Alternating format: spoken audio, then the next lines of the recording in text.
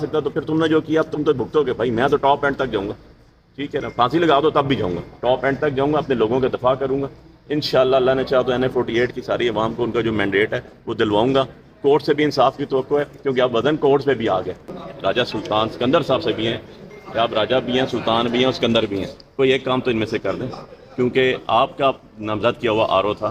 جب ہم آفس جاتے تھے آگے سے اور لوگ بیٹھے ہوتے تھے, صاحب میٹنگ میں ہیں, صاحب ادھر. یار صاحبوں سے ہم آزادی ہم نے 1947 میں حاصل کر لی تھی. یہ اس طرح کے ہمیں صاحب نہیں چاہیے دو ملانے پر. ہمیں وہ بندہ چاہیے جو صبح 8 بجے آفس بیٹھا ہو, جو لوگوں کے مسائل سنے, جو افسر شاہی نہ ہو, جو عوام کے ملازم ہو. یہ طریقہ کار کیا, یہ مینڈیٹ کہاں لے کے جائیں گے ساری. جی بسم اللہ الرحمن الرحیم. ایاک نعبد و ایاک نستعین. الحمدللہ جی, ہمیں NA-48 کی عوام نے فتح یاب کیا اور بہت دور مارجن سے فتح یاب کیا, اور مور دین 50,000 کا گیپ ہے میرے میں اور جو میرے بعد دوسرے نمبر پہ صاحب بہادر تھے جن کو 26,000 ووٹ جن کی نکلی تھی اور جن کو جتایا گیا. اور میں شکر گزار ہوں NA-48 کی عوام کا, اور انشاءاللہ انہوں نے امانت سونپی اور ان کی امانت کا تحفظ کروں گا اپنے خون کے آخری قطرے تک, کیونکہ ملک میرا ہے, میں اس ملک کا سن آف فائل ہوں اور انشاءاللہ اس کے اندر یہ چوری نہیں ہونے دوں گا. نمبر 1.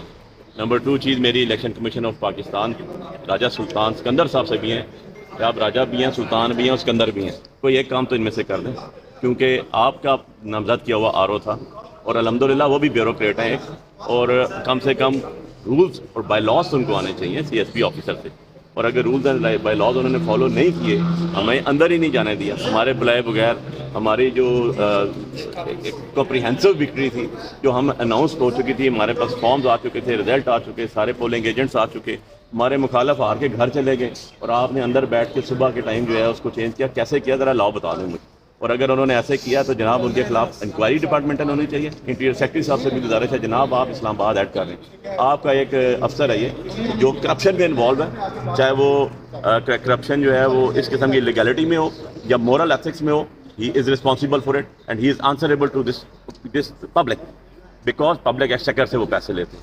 آپ کیسے کر سکتے ہیں یہ؟ ہم اس کے اگینسٹ ان کو بھی اپلیکیشن دے کے, وہ اپلیکیشن لینے سے انکاری ہے.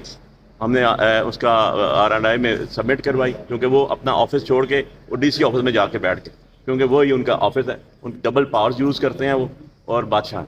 اس کے بعد ہم ECP میں بھی گئے, وہاں بھی اپلیکیشن دے کے آئے, اس کے اندر سلطان راجہ صاحب کے پاس, جہاں پر رزلٹ ابھی تک نہیں ہے. اور الحمدللہ ہم نے آج پٹیشن فائل کر دی ہے, ہم نے ہائی کورٹ کے اندر, اور اللہ نے چاہا تو آج ہی فکس ہوگی وہ, اور انشاءاللہ اس کے اوپر دودھ کا دودھ پانی کا پانی ہوگا. یہ اس طرح مینڈیٹ عوام کا چوری نہیں ہوتا. اربوں روپے لگے ہیں حکومت پاکستان کے, آپ لوگوں کے.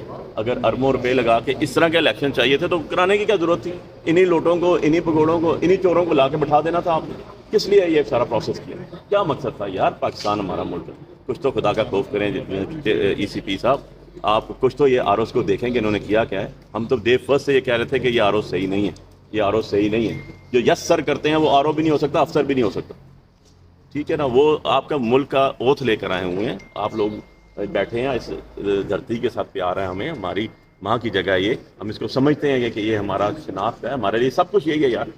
اس میں ایک افسر بٹھا دیا لا کے آپ نے, اور اس نے یہ کام کیا کہ اس نے لا وائلیٹ کر دیا کہ جو آپ کا کینڈیڈیٹ ہے وہ اندر ہی نہیں آ سکتا. اندر نہیں آ سکتا تو پھر تم نے جو کیا اب تم تو بھگتو گے بھائی. میں تو ٹاپ اینڈ تک جاؤں گا, ٹھیک ہے نا, پھانسی لگا دو تب بھی جاؤں گا, ٹاپ اینڈ تک جاؤں گا, اپنے لوگوں کا دفاع کروں گا انشاءاللہ. اللہ نے چاہا تو NA-48 کی ساری عوام کو ان کا جو مینڈیٹ ہے وہ دلواؤں گا. کورٹ سے بھی انصاف کی توقع ہے کیونکہ اب وزن کورٹس پہ بھی آ گیا. کورٹس نے بھی ثابت کرنا ہے کہ وہ جو ہے عدل کا, انصاف کا معیار قائم رکھیں گے. انسٹیٹیوشن کا بھی یہ آ گیا, پورا معیار آ گیا. ایک تو بیوروکریسی انسٹیٹیوشن ہے. انٹیریئر سیکرٹری صاحب تو پہلے پوچھیں نا کہ آپ بتائیں بھائی, آپ 3 دفعہ نوٹیفیکیشن ہو چکا ہے کہ DC اسلام آباد کو چینج کیا جائے ECP کا, کس نے امپلیمنٹ نہیں ہونے دیا؟ آج وہ لوگ ذمہ دار نہیں ہیں کیا؟ نہیں ہوا, جا کے ویریفائی کریں الیکشن کمیشن آف پاکستان سے کہ انہوں نے نہیں کہا کہ DC اسلام آباد کو چینج کیا جائے. ایون اینڈ ادروائز وہ یہاں بیٹھے ہوئے صاحب بات. اس کے بعد ADCG کو آپ نے ہمارا RO بنا دیا, اور وہ ملنا گوارا نہیں کرتا تھا. اسے پوچھے کتنی دفعہ اس نے ہمیں ملاقات کی. جب ہم آفس جاتے تھے آگے سے اور لوگ بیٹھے ہوتے تھے, صاحب میٹنگ میں ہیں, صاحب ادھر. یار صاحبوں سے ہم آزادی ہم نے 1947 میں حاصل کر لی تھی. یہ اس طرح کے ہمیں صاحب نہیں چاہیے دو ملانے پر. ہمیں وہ بندہ چاہیے جو صبح 8 بجے آفس بیٹھا ہو, جو لوگوں کے مسائل سنے, جو افسر شاہی نہ ہو, جو عوام کے ملازم ہو. یہ طریقہ کار کیا, یہ مینڈیٹ کہاں لے کے جائیں گے؟ ساری دنیا کے پاس PDF شکل میں ہمارے فارم 45 موجود ہیں, پوری دنیا میں آپ کے پاس ہی موجود ہیں, ایز یو نو. کیا کریں گے ان کو؟ 10 15 20 اور کینڈیڈیٹس ہمارے ساتھ تھے جنہوں نے پروٹیسٹ کیا. میرے اپنے مد مقابل تھے مسواک ہو کر. تب صبح انہوں نے ٹویٹ کی, انہوں نے کہا میں بھی آ رہا ہوں, لیکن الیکشن تو آن ریکارڈ پیپر میں 50,000 پلس سیلی بخاری جیتا ہوا. ایسے نہیں ہوتا, ایسے ملک نہیں چلتے, ایسے نظام نہیں چلتے. آپ کو کچھ چیزیں پروگریسو سائڈ پہ کرنی ہے تو پروگریسو ایٹیٹیوڈ شو بھی کرنا پڑتا ہے. مطلب یہ الیکشنز کو آپ کیسے کریں گے, جسٹیفائی کریں گے؟ یہ آر او کی پوزیشن کیسے جسٹیفائی ہوگی؟ کل یہی لوگ ہمارے ڈی سی بھی بنیں گے, یہی لوگ چیف منسٹر بھی بنیں گے, یہی ایڈیشنل سیکرٹری بنیں گے, یہی سیکرٹری بنیں گے, تو انہوں نے کیا سرو کرنا؟ میرا تو ڈائریکٹ گریوینس ہے شخص کے ساتھ, NA-48 کے عوام کا گریوینس ہے ان کے ساتھ. یہ کیسے کور اپ ہوگا؟ مجھے بتا. کیا آپ کو نہیں پتا الیکشن کون جیتا ہے؟ اپنے دل پہ ہاتھ رکھیں, حلف دے کے بتائیں. آپ کو نہیں پتا الیکشن کون جیتا ہے؟ سارے پاکستان کو پتا ہے. جو جن کو جتایا ہارے ہوئے گھر بیٹھے ہوئے تھے, جہاں ان کی گاڑی گزرتی ہے انہیں چور لوٹا کہا جا رہا ہے. یار خدا کے لیے ایسے نہیں چلتے نظام, اس طرح ملک نہیں چلتے, اس طرح کانسٹیٹیوشن نہیں چلتا. کانسٹیٹیوشن سے بالا تر کوئی بھی نہیں ہے. جو کانسٹیٹیوشن سیٹ پہ بیٹھے ہیں نا, وہ بھی کانسٹیٹیوشن کے تابع ہیں, کانسٹیٹیوشن سے بالا تر وہ بھی نہیں ہیں. تو میں نے ان کو خط لکھا ہے پرسوں اور 16 تاریخ کو, اور کل ان کو ریسیو ہو چکا ہے, اور آپ نے دیکھا ہے اس میں میں نے پوری تفصیل بیان کی ہے کہ میرے ساتھ کیا ہوا, اور اسی طرح تینوں حلقوں میں, اسی طرح پورے پاکستان میں ہو چکا ہے. لہذا کل جو کیس لگا ہوا ہے, میں یہ ریکویسٹ کروں گا آپ کے توسط سے بھی, اور خود بھی چاہوں گا کہ چیف جسٹس آف پاکستان اس پہ سو ووٹر نوٹس لیں. آج ہم 180 سے زائد سیٹیں PTI جیت چکی ہیں. ہم یہ سمجھتے ہیں کہ آپ اس کو فوری طور پر نوٹس لے کے آپ اس پروسیس آف انلیگلٹیز اینڈ irregularities کو ختم کریں. یہ ایک دن کا کام ہے. میں نے 3 دن کا کہا ہے ان کو, لیکن 1 دن کا کام ہے. سیشن جج اس کو سپورٹ دے دیں, اسسٹنٹ ایڈیشنل سیشن جج اور سینئر سول جج, ان کو کہیں جی فارم 45 چیک کر لیں. یہ جو اصلی ہیں, جو نقلی ہوگا اسی وقت اس کو پکڑ کے جیل میں ڈال دیں اصلی کے مطابق. اچھا پھر میرے والے فارم تو نہیں ہے نا, سب کے پاس ہیں حسابات میں. آپ اصلی فارم کے مطابق گزٹ نوٹیفائی فارم 47 بنائیں, 48 بنائیں, گزٹ نوٹیفائی کر دیں, ان کو آپ ووٹ دے دیں. جو غلط کر رہا ہے اس کے خلاف ایکشن لیں. پھر بھی کوئی سمجھتا ہے کہ نہیں جی میرے ساتھ جاتی ہوئی, آپ ٹریبونل میں چلے جائیں.